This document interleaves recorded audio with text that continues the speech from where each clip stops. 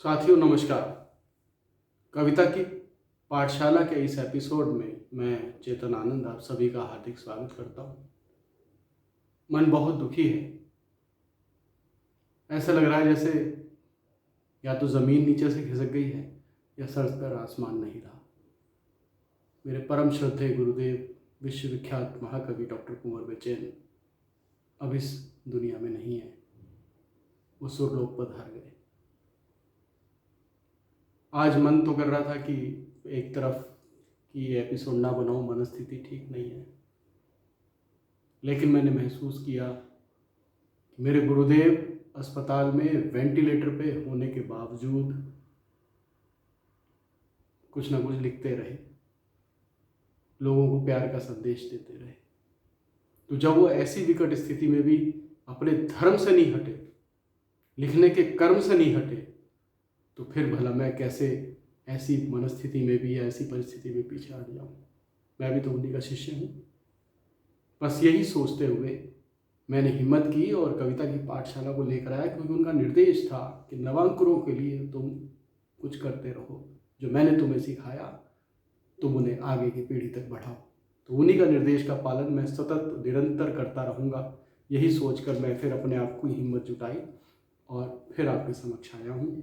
आज हम चर्चा करेंगे कविता की पाठशाला में वाम सवैया छंद। वाम सवैया छंद, इसको मंजरी भी बोलते हैं, कुछ लोग इसको माधवी भी बोलते हैं, कुछ लोग इसको मकरंद सवैया छंद भी बोलते हैं। 24 वर्णों का छंद होता है। इसमें क्या होता है, 7 जबान और 1 यमाता, यानी 7 जगण और 1 यगण अंत में एक पंक्ति में होता है। तो जबान जबान जबान जबान जबान जबान जबान यमाता, ठीक है। तो यानी एक पंक्ति में 24 वर्ण होते हैं, 4 ही इसकी पंक्तियां होती हैं। प्रत्येक पंक्ति में इसका तुकांत भी होता है। अगर हम समांत लाएं तो समांत भी होता है, ठीक है। सीधा अरकान या सूत्र बोले तो ये है। लेकिन इसको अगर दूसरे तरीके से देखा जाए तो ये मत्यगंध सवैया छंद जो मैंने आपको सिखाया था, जिसके बारे में हमने चर्चा की थी, जिसमें 7 भानस और बाद में 2 गुरु लगते हैं कि भानस भानस भानस भानस भानस भानस भानस भाभा, ठीक है। तो ये बोला था। तो 23 वर्ण थे इसमें अगर मत्यगंध सवैया छंद के आदि में, यानी सबसे पहले पंक्ति में अगर एक लघु जोड़ दिया जाए, लघु वर्ण, तो वो क्या बन जाता है, जो मैंने अभी बताया आपको। कौन सा सवैया छंद? वाम सवैया छंद बन जाता है, केवल एक लघु वर्ण जोड़ने से। अन्यथा वैसे आप गिनती कीजिए, उसकी गणना कीजिए, तो 7 जगण और 1 यगण के योग से बनता है कौन सा सवैया छंद? वाम सवैया छंद। और अगर मत्यगंध सवैया छंद के पहले केवल एक लघु वर्ण जोड़ दिया जाए, यानी 7 भानस हैं और 2 गुरु हैं बाद में, तो इसको वैसे किया है तो फिर इसकी गणना भी वही बन जाती है। 7 उसमें जगण निकल जाते हैं और 1 यगण बन जाता है। जगण में कितने वर्ण हुए? जभान, मैंने बताया था यमाता राज भान सलगा। तो यगण जगण जो बताए थे उसमें जो यमाता राज भान सलगा जो दशाक्षरी सूत्र है, अगर जगण बोल रहा हूं तो ज के बाद कौन सा आ रहा है? यमाता राज भान, 2 वर्ण और जोड़ लेते हैं इसमें, जभान। तो जभान में क्या हुआ उसका वजन? लघु गुरु लघु वर्ण का इसमें जो है प्रयोग होता है। तो लघु गुरु लघु भी कर सकते हो आप गणना के तौर पे 7 बार एक पंक्ति में। और फिर यगण, यगण मतलब यमाता, तो माता आगे जुड़ेगा ना, यमाता में क्या आया? यगण में यमाता, यमाता में लघु गुरु गुरु का क्रम आएगा, ठीक है। ये भी सममापनी वार्णिक छंद है। इसमें भी प्रत्येक पंक्ति में जिस प्रकार से वर्णों का क्रम रहेगा, उसी प्रकार से दूसरी पंक्ति, तीसरी पंक्ति और चौथी पंक्ति में भी वर्णों का क्रम रहेगा। इसमें भी मैंने जो देखा, केशव ने और तुलसीदास ने जो इसका प्रयोग किया, उसमें उन्होंने भी गुरु वर्ण को प्रवाह और गति की दृष्टि से लघु वर्ण में प्रयोग किया, गणना की है उसकी।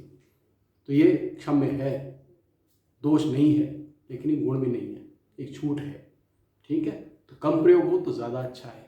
तो इसका मैं आपको एक उदाहरण बताता हूँ, आप महसूस कीजिएगा, उसकी गणना कीजिएगा उस हिसाब से। देखिए, मत्यगंध का मैं उदाहरण देता हूँ और फिर उसके बाद आप उसका दूसरा उदाहरण दूंगा। कौन से वाले छंद का? वाम सवैया छंद का। कैसे बनेगा मैं बताता हूँ। मध्य गेंद का है कि पाकर के सुन मानुष के तन काबर तय अति सोचत लाला, नाम कमा सुन रे मन मूरख काबर काम करे अति काला, और राम जपे नहीं तय हर काबर डार रखे हंस रे मुख तहला, और जावत तोर हिसाब करे यम देखत दौड़त मारत भाला। ये क्या है? भानस भानस भानस भानस भानस भानस भानस भाला। एक पंक्ति में आ रहा है। तो पाकर के, और अगर इसके आगे एक लघु मैं वर्ण जोड़ दूं, केवल ना जोड़ लो, उदाहरण के लिए ना जोड़ लो, तो ये इसका सूत्र बन जाएगा वाम सवैया छंद का। ना लगा दो। ना पाकर के सुन मानुष के तन काबर तय अति सोचत लाला, ना नाम कमा सुन रे मन मूरख काबर काम करे अति काला, ना राम जपे नहीं तय हर काबर डार रखे हंस रे मुँह ताला, ना जावत तोर हिसाब करे यम देखत दौड़त मारत भाला। तो केवल ना लगाने से अब आप क्या करो? नापाकर, नपाक क्या हुआ?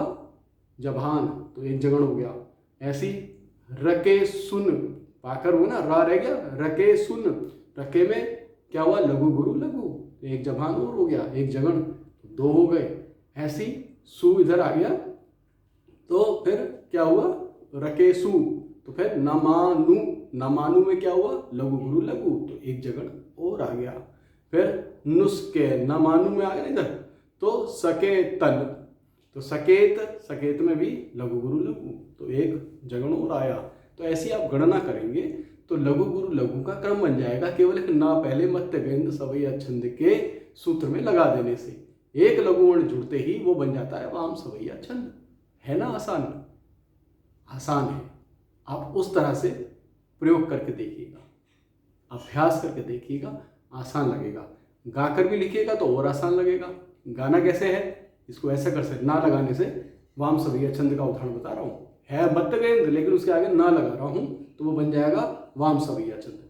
ना पाकर के सुन मानुष के तन काबर तय अति सोचत लाला, ना नाम कमा सुन रे मन मूरख काबर काम करे अति काला, ना राम जपे नहीं ते हर काबर डार रखे हंस रे मुँह ताला, जावत, अब जावत क्या ना लगा, ना जावत तोर हिसाब करे यम देखत दौड़त मारत भाला।